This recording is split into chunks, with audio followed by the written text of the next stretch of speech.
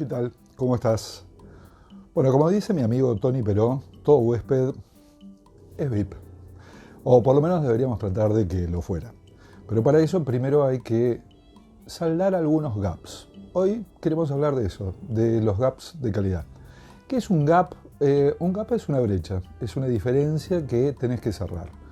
¿Te acordás que cuando empezábamos a hablar de calidad decíamos, ojo, porque todo lo relativo a la calidad se evidencia en el cumplimiento de los requisitos? Es un componente bien objetivo.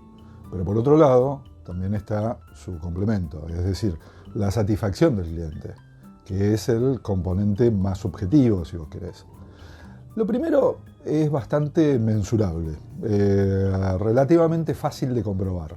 Lo segundo se las trae. ¿Y sabes por qué? Bueno, fundamentalmente porque no es tan sencillo, porque ahí juegan mucho dos fantasmitas, ¿no?, que hacen de las suyas. Uno es la comprensión y el otro es la comunicación. Que si los tenés alineados es fantástico, pero si los tenés en contra, seguro que hay lío. Expectativa versus realidad es el nombre del juego, y si chequeás la nube, está llena de memos con esas imágenes paradisíacas que después resultan un desastre y se convierten en todo lo contrario de lo que el turista esperaba. Destinos saturados, en fin, pesadillas que nadie quiere vivir. ¿Cómo evitar esos niveles de frustración entonces en el servicio turístico? Bueno, reforzando el análisis, haciéndote las preguntas correctas y comunicando el servicio que vas a brindar con un buen nivel de detalle. Ese es el propósito de este modelo que te voy a contar ahora. Y de lo que se trata es de responder a las expectativas del cliente, ¿no?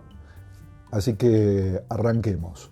Vamos a plantear una división imaginaria entre el área de preeminencia de la empresa, es decir, donde pesa más el prestador, y el área del cliente, es decir, donde pesa más el turista. Me dirás entonces, bueno, pero ¿cómo se construye cada cliente sus expectativas? Bueno, todos lo hacen de maneras diversas, pero la mayoría utiliza una combinación de factores más o menos homologada, donde, según las personalidades, a veces un factor se prioriza sobre otros. Por ejemplo, el boca a oreja, ¿no? Con los comentarios en las redes es otra, por medio de influencers, con las plataformas tipo TripAdvisor. ¿De qué otra forma? Bueno, por experiencias anteriores, sea de la misma empresa o de empresas del mismo calibre. Por ejemplo, siempre me hospedo en los hoteles de tal cadena porque tienen un servicio de desayuno buffet, qué sé yo. O bien solamente voy a restaurantes con estrellas Michelin. Bueno, qué sé yo. También pueden que se valoren las necesidades personales, ¿no?, del consumidor, sea por requerimientos muy específicos, no sé, algún tipo de condición de discapacidad o alguna imposibilidad de subir escaleras, fobia a las alturas, lugares muy cerrados, en fin, necesidades especiales que vos creés que solo ese tipo de establecimiento o de servicio puede cumplir. Otra puede ser por proximidad, es decir, yo me alojo acá porque hay un evento que está muy cerca, porque el centro de convenciones está muy cerca, o porque el hotel está dentro del centro de convenciones. Entonces, eso me obliga a priorizar la ubicación.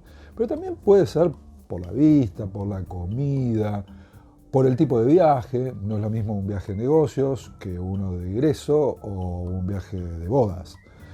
Y finalmente, pero no menos importante, por las comunicaciones de la empresa. O sea, yo me guío por lo que decía en la web, me guío por lo que decía en el folleto, me guío porque la persona de informes me lo dijo, y eso fue lo que decidió mi compra. Por ese hotel, por ese restaurante, por esa agencia, y no por otras. Entonces, todos estos factores construyen una expectativa que vamos a denominar el gap principal, ¿no?, o el gap global. ¿Qué es esto? Es la diferencia entre la expectativa del cliente, que se fue construyendo en su imaginario, de cómo percibe el servicio efectivamente brindado. ¿Puede haber distorsiones en la percepción? Por supuesto, pero acá vamos a presumir que no, que el cliente es una persona centrada, objetiva, ¿dale? Y la pregunta entonces es, ¿cómo reducir esa diferencia? Porque si lo logro, voy a alcanzar la tan preciada satisfacción del cliente. De eso se trata. Vamos entonces a contar cómo hacemos para reducir al máximo este gap global. Y para eso tengo que trabajar en los otros 4. ¿Que cuáles son? Bueno, los 4 son, el primero es el estratégico, es decir, la diferencia entre la expectativa del cliente y lo que la alta dirección de la organización o de la empresa entiende que requiere el cliente. Por ejemplo, un hotel de playa ofrece, no sé, servicios de bicicletas para los clientes. Un servicio extra, interesante, pero que requiere mantenimiento y atención. Sin embargo, muy pocos clientes lo usan. Por ahí se hizo una inversión importante en esa área y no se reforzó el Wi-Fi, que era lo que sí ponderaba el cliente.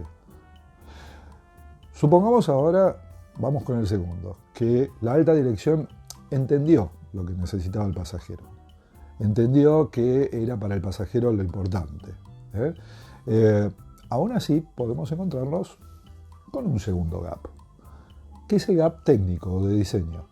O sea, la traducción errónea a especificaciones técnicas de aquello que como alta dirección entendimos que requería el cliente. Por ejemplo, un grupo de amigos quiere hacer rafting, ¿no?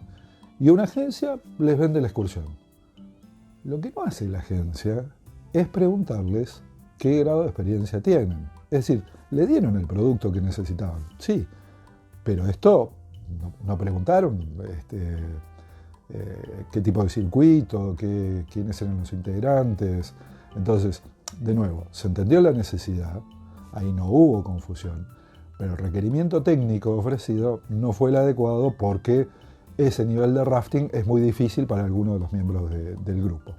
Presumimos ahora que todo está bien, que la empresa sabe mis expectativas, entiende lo que necesito, lo pone a disposición de mí.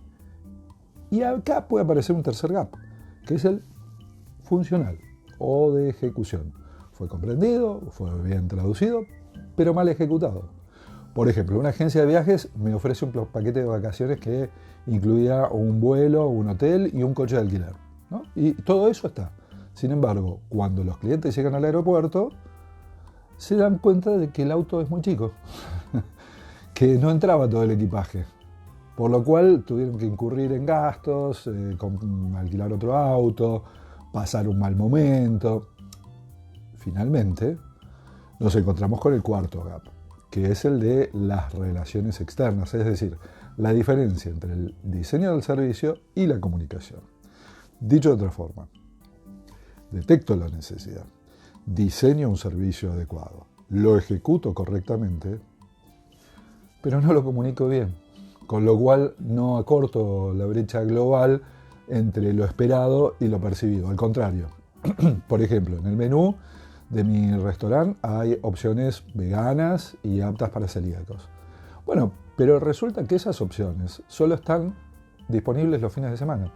Y esto no lo aclaro en ningún lado, ni en la página web, ni en el menú, en ningún lado.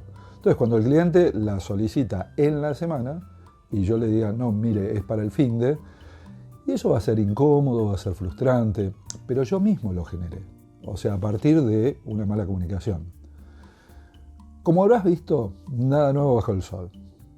Si expectativa y percepción coinciden, logramos el match de la satisfacción. Si lo percibido supera a lo esperado, golazo. Seguro que la experiencia se repite, pero si lo percibido queda muy por debajo de lo esperado, y bueno, deben prenderse las alertas y activarse las rectificaciones que sean necesarias. Seguro que en alguna de tus escapadas turísticas alguna de estas cosas te pasó. Y por ahí te pasó hasta más de una. Dale, contame tu experiencia en los comentarios y nos vemos la próxima. Chao.